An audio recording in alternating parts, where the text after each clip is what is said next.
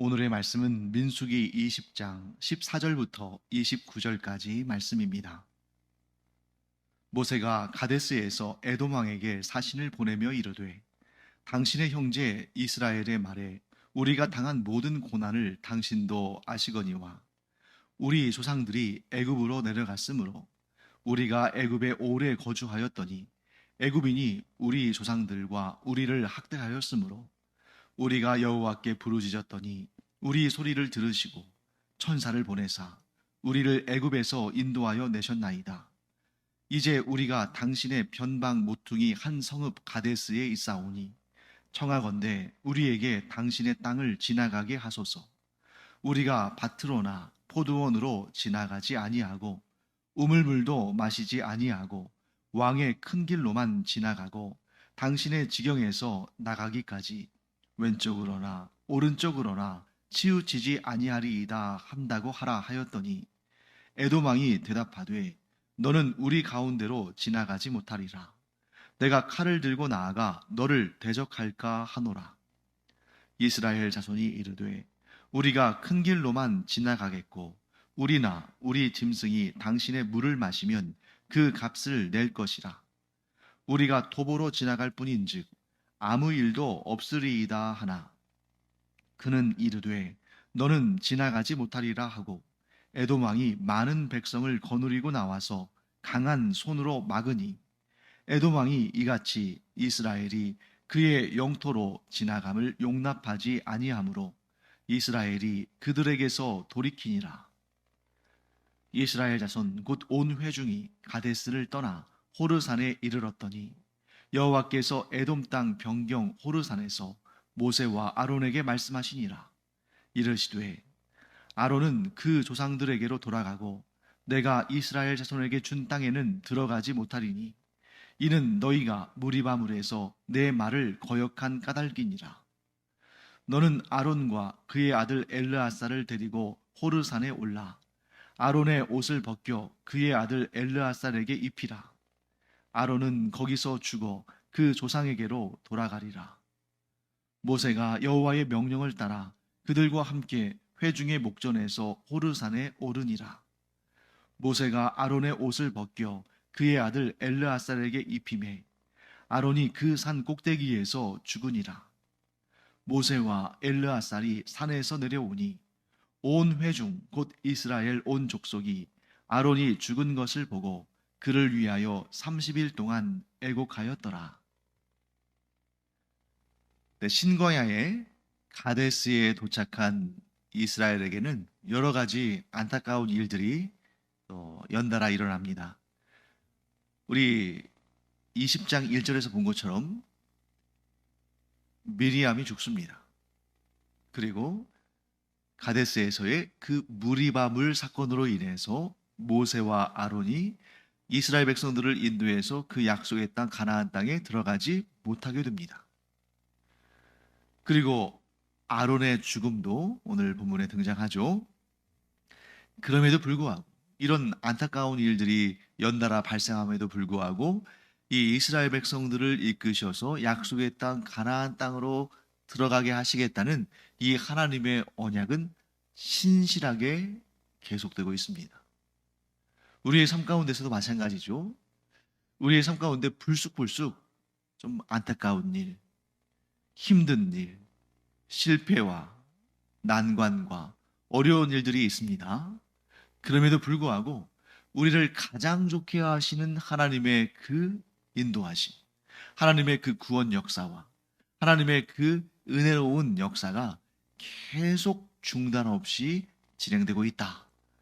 이 사실을 믿음으로 말미암아 때때로 어려운 일도 있고 힘든 일도 있고 절망스러운 일도 있고 실패도 있고 질병도 있고 그런 인생을 살지만 그럼에도 불구하고 항상 나를 가장 좋은 길로 인도하시는 그 하나님의 변함없으심, 또 중단하지 않고 계속해서 이끌어 가시는 그 하나님의 신실하심을 기억함으로 그런 힘든 상황 가운데서도 하나님을 신뢰함으로 얻는 평강이 우리 가운데 있기를 간절히 축원합니다.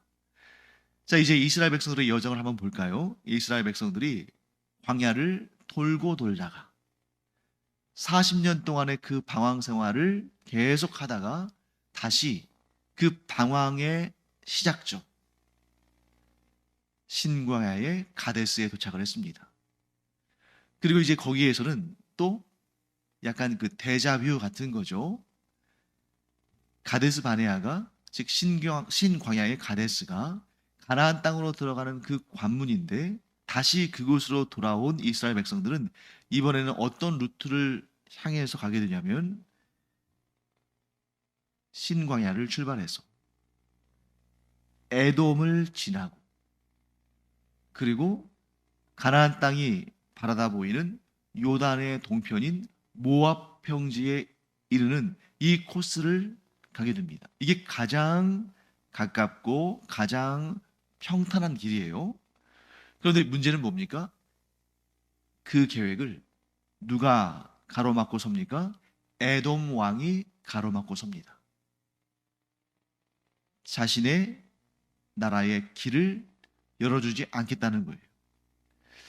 참 얼마나 당황스럽겠습니까? 하나님께서 인도하시는 길인데 약속의 땅 가나안 땅으로 들어가는 그 길인데 거기에서 에돔 왕이 막고 섰으니 참 난감한 일이죠. 이스라엘과 에돔 사이의 관계는 악연이 많습니다.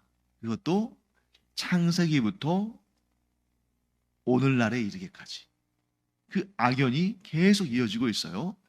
자, 먼저 창세기에 나오는 이스라엘과 에돔과의 악연.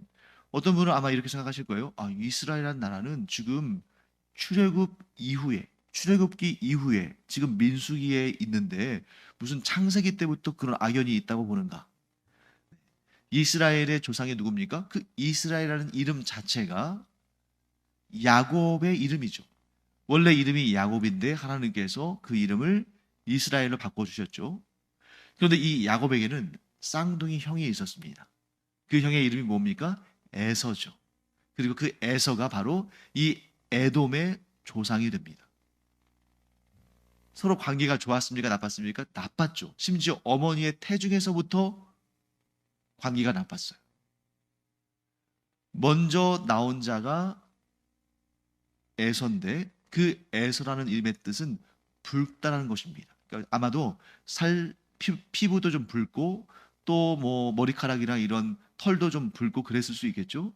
그래서 이 에서의 후손이 에돔을 이루는데 그 에돔도 붉다는 뜻입니다. 반면에 뒤따라 나온 야곱은 그 뜻이 뭐예요? 발꿈치를 잡은 자. 발목을 잡은 자. 그래서 우리말에도 이렇게 발목을 잡다 하면 사사건건 방해하는 걸 의미하잖아요. 그래서 그 형의 발목을 잡는 자. 그래서 태어날 때부터 그 어머니의 태중에서부터 싸우고 다퉜습니다. 그래서 그 후로도 혈통적으로는 이스라엘 민족과 가장 가까운 혈통이 에돔 민족이죠. 왜요? 형제지간이었으니까. 형제로부터 출발했으니까. 그런데 또한 동시에 이스라엘을 가장 괴롭힌 큰 대적 중에 하나가 바로 에돔이었습니다. 에돔의 위치는 여러분 그 갈릴리 호수에서 쭉 하나의 그 실처럼 이렇게 좀 요단강에 내려오다가 그 강이 사해로 물이 들어가죠. 그 사해의 남동쪽에 세일이라는 곳을 중심으로 해서 에돔이 나라를 형성합니다. 그래서 여러분 이제 특히 선지서를 보게 되면 거기에 세일에 대한 심판이 많이 언급되어 있는데 세일이 심판을 받는다. 그 얘기는 다른 말로는 에돔이 심판을 받는다. 이렇게 생각하시면 되겠어요. 세일은 곧 에돔의 중심부이기 때문입니다. 그런데 이 에돔이 이스라엘의 통일 왕조 시대, 그러니까 다윗과 솔로몬 시대에는 길을 펴지 못했습니다. 그래서 이스라엘의 조공을 바치면서 그렇게 기죽어 살고 있었습니다. 그런데 이제 분열왕국이 되니까 이스라엘이 이제 분열돼서 남쪽의 유다 왕국, 북쪽의 이스라엘 왕국으로 이렇게 나뉘니까 그때부터 이제 이 에돔이 그 본연의 모습을 드러내죠. 그래서 유다를 배신하고 괴롭힙니다. 그리고 나서 이제 이 유다 왕국이 남유다의 왕국이 바벨론의 느부갓네살 왕에게 멸망을 당할 때 가장 비웃고 조롱하고 고소해했던 나라가 바로 이 에돔이죠. 그래서 결국 하나님의 심판을 받습니다. 신약에 와서도 이 에돔과의 악연은 이어져요. 예수님께서 이 땅에 오셨을 때에 그 예수님의 존재에 대해서 견지하면서 그 동방 박사들을 통해서 예수님의 존재를 알게 됐잖아요. 그래서 그 아기 예수를 죽이려고 하다가 그 뜻대로 되지 않으니까 베들레헴에 있는 2살 아래의 남자 아기들을 다 죽이라고 명령한 사람, 그 끔찍한 일을 명령한 사람 누굽니까? 헤롯 왕이죠. 그 헤롯 왕에 대해서 성경은 뭐라고 말씀하시냐면 이둠의 사람이다 라고 표현되어 있습니다. 이둠의 사람 헤롯. 그가 로마 황제로부터 이제 로마 황제에게 많은 그런 그 뇌물을 바치고 아부를 해서 이 유대 땅을 다스리는 분봉왕의 그런 지위를 얻었죠. 그런데 이 당시에 헬라어가 세계의 공용어였는데 이 에돔을 헬라어로 뭐라고 하냐면 이두메아, 그리스 말로 에돔을 이두메아라고 표현했는데 그 이두메아를 이제 우리식으로 음차하면서 이두메 이렇게 기록이 된 거죠. 그러니까 정작 이 유대인들을 지배하고 있는 헤롯 왕이 유대인이 아니에요. 이스라엘 사람이 아니에요. 그는 이두메야, 즉 이두메, 곧 에돔의 후손인 것입니다. 그래서 에돔의 후손이 이스라엘의 메시아로 오신, 나아가서 온 인류의 구원자로 오신 예수님을 죽이려고 했다는 것을 우리가 보게 되는 거죠. 자, 이제 다시 본문으로 돌아와 보겠습니다. 모세가 가데스에서 바로 그 인근에 에돔이 있으니까요.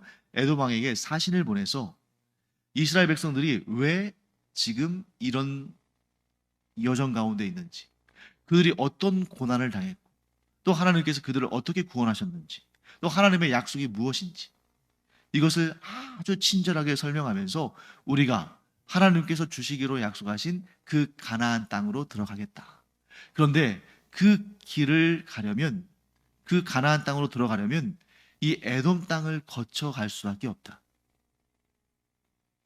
그런데 우리가 이 에돔 땅을 거쳐 가야 되는데 너희들에게 어떠한 해도 미치지 않겠다.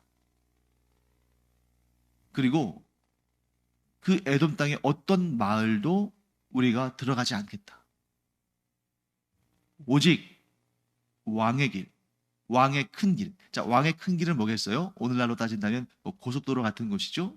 그 왕의 큰 길로만 가면서 에돔 땅의 그 어떠한 사람도, 그 어떠한 물건도 해를 끼치지 않도록 철저히 하겠다. 이렇게 아주 친절하고 아주 상냥하고 아주 온화하고 부드럽게 외교적으로 이렇게 해결하려고 사신을 보냈습니다. 자, 그런데 에돔 왕의 반응은 정말 뜻밖이었어요. 18절 말씀 보시면 에돔 왕이 대답하되 너는 우리 가운데로 지나가지 못하리라. 내가 칼을 들고 나아가 너를 대적할까 하노라. 자, 후대의 역사, 예를 들면 이제 다윗 시대, 솔로몬 시대, 분열왕국 시대 이런 때라면, 아니 그보다 조금 더 앞서서 사사 시대라고 할지라도, 사사 시대까지만이라 하더라도 에돔과 이스라엘 사이가 관계가 좋지 않고 서로 싸우고 다투고, 그게 우리에게 너무 자연스러운 일이죠. 하지만 지금 이때는 어떤 때입니까? 이스라엘 백성들이 430년간 애굽에서 노예 생활을 하다가 그 고센 땅에 갇혀서 정말 이 애굽 사람들의 종으로 살다가 이제 광야에서 40년을 떠돌았어요. 그 광야에는 별다른 것이 없잖아요. 그러니까 지금 이 이스라엘 백성들은 한 500년 정도 어떠한 전쟁이나 또 다툼이나 분쟁이나 이런 걸 경험해 본 적이 없어요. 그런데 에돔 왕이 강력한 무기를 가지고 칼을 들고 또 많은 군사들을 대동해서 이스라엘 백성들이 가고자 하는 길 앞에서 그들이 나와서 그 길을 막습니다. 자, 그러니 얼마나 당황스럽겠어요. 사실 이 가나안 땅과 그 인근에 포진하고 있는 수많은 그러한 이방 민족들, 이방 나라들 중에 이스라엘 편에 설 수 있는 가장 가까운 나라가 에돔 아니겠습니까? 서로 조상들이 그 나라를 세운 그 나라의 조상들이 뭐 나라를 세우진 않았지만 결국 그 나라의 그 민족의 그 국가의 조상들이 서로 형제지간이었어요. 그러니까 다른 나라는 몰라도 다른 민족은 몰라도 에돔만큼은 우리를 친절하게 맞이하고 선대하고 우리에게 길을 내줄 것이다. 아마 그렇게 기대하지 않았을까요? 그런데 무력을 앞세우고 나와서 아주 완강하게 그 길을 막습니다. 더군다나 지금 이 길은 하나님께서 허락하신 길이라고 생각했을 거예요. 하나님께서 인도해 가시니까. 그래서 그 길을 막았습니다. 당황했을 겁니다. 모세가 당황했을 거예요. 그러면 모세와 이스라엘 백성들을 그런 당황한 상황 가운데 어떻게 반응했을까? 21절 말씀입니다. 에돔 왕이 이같이 이스라엘이 그의 영토로 지나감을 용납하지 아니하므로 이스라엘이 그들에게서 돌이키니라. 즉 에돔 땅을 관통해서 모압 평지까지 가는 것이 가장 가까우면서도 가장 평탄한 길인데 그 길에서 자신들을 친절하게 맞이하고 길을 열어줄 거라고 기대했을 텐데 그 길을 무력으로 완강하게 막았습니다. 자, 그러면 모세와 이스라엘 백성들은 에돔에 대해서 섭섭하기도 하고 그 에돔이 강한 군사들을 데리고 와서 그 길을 막는 것을 보면서 그 에돔의 도발에 모세와 이스라엘 백성들은 아주 외교적으로 잘 풀어내려고 사신을 파송해서 친절하게 얘기하는데 온유하게 얘기하는데 거기에다가 큰 군사들을 이끌고 와서 그 강력한 무기들을 가지고 강한 무기들, 강한 손이라는 것은 강한 무기를 말하는 거죠. 강한 무기를 가지고 나와서 이렇게 무력으로 그 길을 막으니까 뭐 화가 났겠죠. 그리고 외교적으로 해결하려고 했는데 도리어 무력으로 반응하니까 정당한 응징, 정당한 반격을 할 수도 있었습니다. 더군다나 지금 이스라엘은 다 준비가 됐어요. 모압 왕은 군대를 모아서 왔지만, 이 에돔 왕은 군대를 모아서 왔지만 이미 이스라엘은 그 이스라엘 백성들 자체가 군사의 진영을 갖추고 있습니다. 그래서 총 공격을 할 수 있는 상황이에요. 그런데 그렇게 하지 않고 그들이 돌이켰다. 즉 에돔 땅 안으로 들어가지 않고 우회했다. 라고 성경은 기록하고 있습니다. 이 결정 누가 내린 걸까요? 이 결정은 모세도 아니고 이스라엘 백성도 아닐 거예요. 만일 모세나 이스라엘 백성들이 그런 결정을 내렸다면 그것은 겁이 나서 그런 거죠. 그런데 이 결정은 하나님께서 내리신 것입니다. 하나님께서 이 에돔 왕을 상대를 하기가 부담스러우셔서 혹은 이스라엘 백성들이 질까 봐서 돌아가도록 하신 것이 아닙니다. 하나님께서는 혈통을 나눈 민족 가운데에 다툼이 있기를 원치 않으셨어요. 근데 이것은 에돔은 시작입니다. 에돔 다음에 뭐 암몬, 모압 이런 나라들도 분쟁하고 다투고 전쟁하기를 하나님께서 원치 않으셨어요. 이 가나안 땅을 차지하고 있는 다른 이방 족속들, 예를 들면 아모리, 또 뭐 헷, 또 가나안 그런 족속들은 특히 아말렉 이런 족속들은 싸워서 그들을 이기고 그 땅을 차지하게 하시지만 이 에돔, 모압, 암몬 이들과는 하나님께서 싸우는 것이 아니라 돌아가게 하셨어요. 왜냐하면 그들은 혈족이거든요. 누구의 혈통? 아브라함과 그의 친족들의 혈통. 그래서 이 에돔은 아브라함의 손자인 에서의 후손들이고 또 모압과 암몬은 아브라함의 조카인 롯의 아들들의 혈통이거든요. 그러니까 하나님께서 이렇게 하시는 거죠. 자, 너희가 그 약속의 땅 가나안 땅을 얻는 것이 내가 너희들에게 약속한 것이지만 그 과정에 있어서 너희가 쓸데없이 피를 나눈 그 혈족과 그 민족들과 다투고 죽이고 그렇게 하지는 말아라 하고 하신 것입니다. 사랑하는 성도 여러분, 우리가 믿음 가운데 있는 성도들, 또 우리의 혈통을 나눈 가족과 친척들, 최대한 싸움을 피해야 됩니다. 물론 나는 정당하고 상대방이 이렇게 무력으로 혹은 정말 온당치 못한 방법으로 또 경우에 합당하지 않은 방법으로 우리를 공격한다 할지라도 돌이키는 것, 피하는 것이 차라리 낫다. 전혀 모르는 사람이 아니라 피를 나누고 또 신앙을 나누고 그리스도의 피 아래에서 하나가 되고 또 하나님의 그 주신 이 귀한 가문 가운데에 피를 나눈 그런 가족 친척, 성도들, 가족들, 친척들 사이에는 아무리 정당한 싸움이라 할지라도 싸움 자체가 가져오는 파멸이 있습니다. 싸움 자체가 그 싸움으로 얻는 이익보다 그 싸움으로 잃는 것들이 너무 많은 거죠. 그래서 이 모습은 하나님께서 그들에게 제시하신 거예요. 약속의 땅 가나안 땅은 내가 너희에게 반드시 줄 것이다.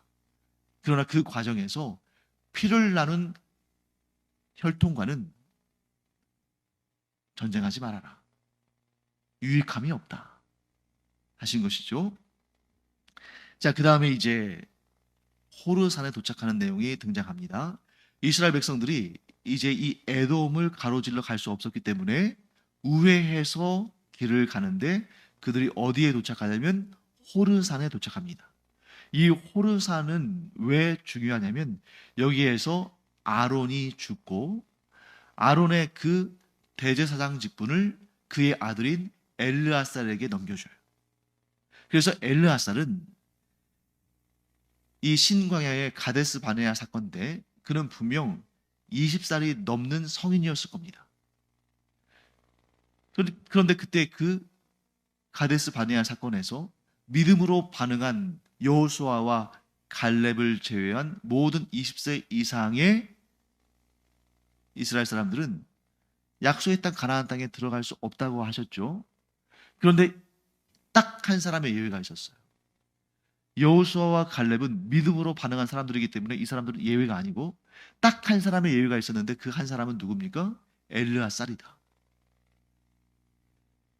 엘르아살은 약속의 땅 가나안 땅으로 들어갑니다.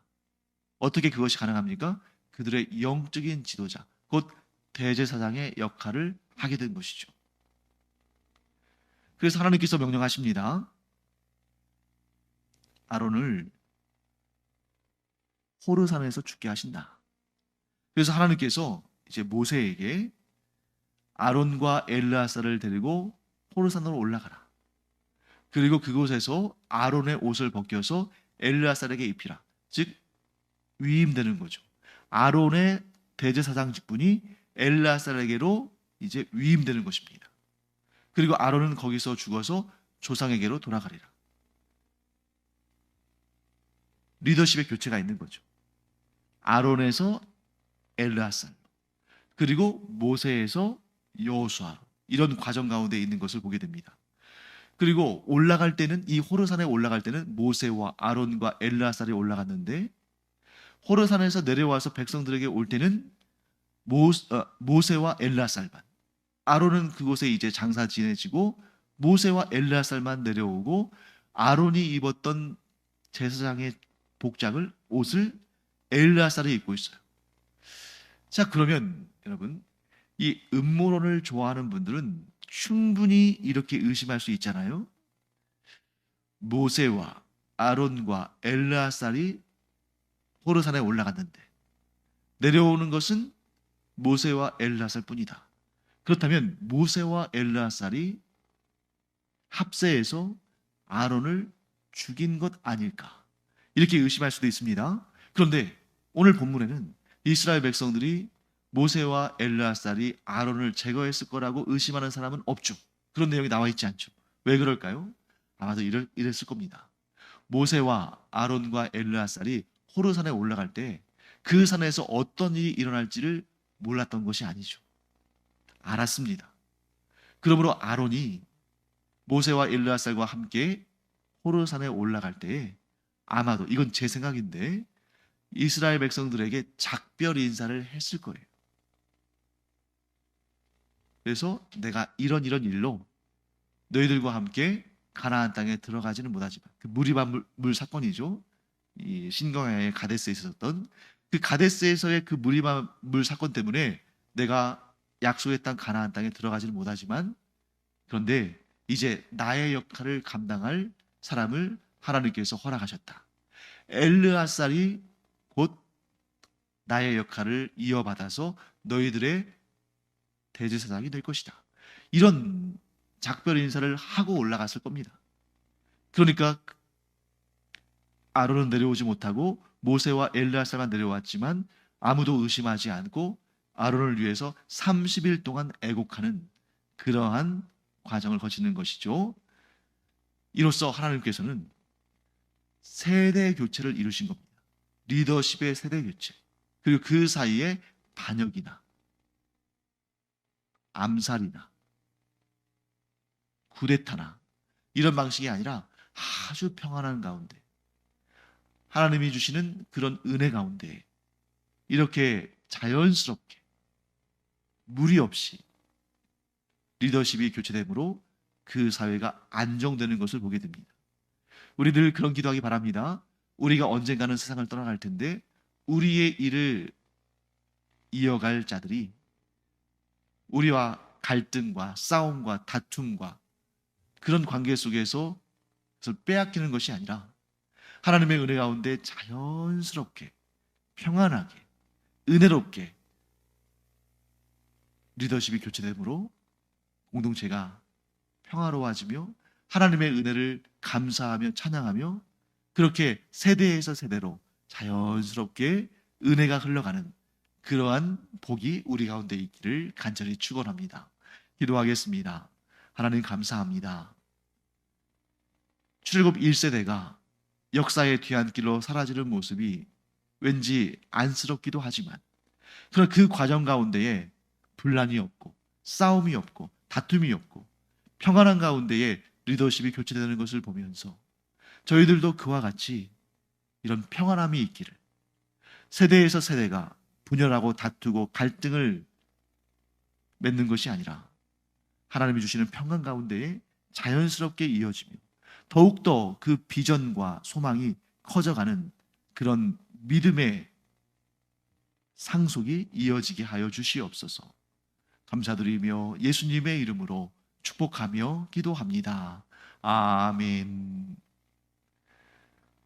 항상 권력과 재산과 인기와 이런 것들을 내가 지키고 내가 독점하고 내가 나만 누리고자 하는 그런 마음을 가지면 항상 다툼이 일어날 수밖에 없죠. 그런데 이 모든 것이 하나님의 은혜였습니다. 하나님의 은혜로 이 모든 것을 잘 누렸습니다.